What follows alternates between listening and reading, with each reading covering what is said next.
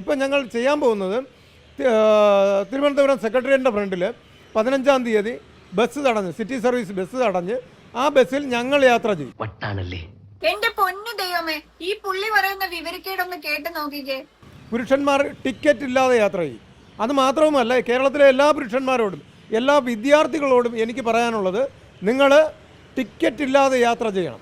Ticket എടുക്കരുത്. 15-ാം തീയതി അന്നേ ദിവസം ടിക്കറ്റ് എടുക്കരുത്. വിദ്യാർത്ഥികളെന്ന് പറഞ്ഞാൽ നിങ്ങൾ വിദ്യാർത്ഥിയാണോ, പ്രായം ഒരു പ്രശ്നമേ അല്ല.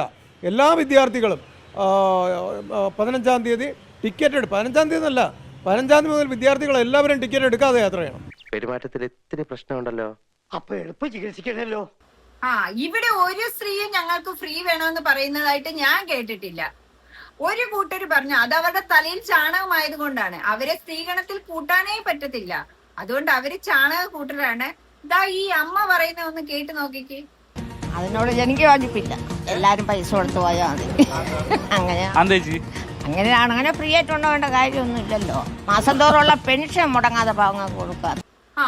കാര്യം പുരുഷന്മാർക്ക് വേണ്ടുന്ന ആവശ്യങ്ങൾ പിടിച്ചു വാങ്ങണം. ഇതൊക്കെ ഇവരുടെ ചീപ്പ് പബ്ലിസിറ്റിക്ക് വേണ്ടി ചെയ്യുന്നതാണ്. എന്തുകൊണ്ടാണ് ഈ പുള്ളി മെൻസ് കമ്മീഷൻ വേണമെന്ന് ആഗ്രഹിച്ചെന്ന് അറിയാവോ? ആ കഥ കേട്ട് കഴിഞ്ഞാൽ നിങ്ങൾ പൊട്ടി ചിരിച്ചു പോകും. ഇതാ അതിന്റെ ചെറിയൊരു പോർഷൻ നിങ്ങളൊന്ന് കേട്ട് നോക്കിക്കേ. ഞാൻ പറഞ്ഞൊരു സ്ത്രീ വിരോധത്തിന്റെ വിത്ത് ഉള്ളിൽ മുളയ്ക്കാനുള്ള കാരണം സ്വാനുഭവം തന്നെയാണോ? സ്വന്തം അനുഭവം, ഭാര്യ, അമ്മ. അപ്പൊ അത് നമുക്കൊരു അമ്മയോടും ഒരു വിഷമം തോന്നി, പിന്നെ തീർച്ചയായിട്ടും ഉണ്ടാവും. അപ്പൊ ഈ ഗ്രൂപ്പിൽ താങ്കൾ പറയുന്നത് താങ്കളുടെ അമ്മയും താങ്കളുടെ മുൻ ഭാര്യയും താങ്കൾ വധിക്കാൻ പോകുന്നു എന്നാണ് പറയുന്നത്. വധഭീഷണിയാണ്. അത് പുറത്തുപോയ കേസാവുന്ന കാര്യമാണ് അല്ലേ? അത് ബോധ്യമുണ്ടോ? കേസായാലും ഞാൻ ജയിലിൽ പോകാൻ തയ്യാറാണ്. കേസ് എടുത്തോട്ടെ. പുള്ളിയുടെ ഈ വർത്താനമൊക്കെ കേട്ടപ്പോ എനിക്കിതാണ്ടേ ഈ സീനാ ഓർമ്മ വന്നു. താങ്കൾ അടിയന്തരമായ ഒരു സൈക്കോളജിനെ കാണണം. ഈ അവസ്ഥയ്ക്ക് പ്രശ്നം ഇല്ലാത്ത അല്ല, ഇത് പുരുഷ പ്രശ്നമൊന്നുമല്ല. ഞാൻ പറഞ്ഞ വട്ടിയൂർക്കാർ താങ്കൾ അടിയന്തരമായ ഒരു സൈക്കോളജിനെ കാണണം.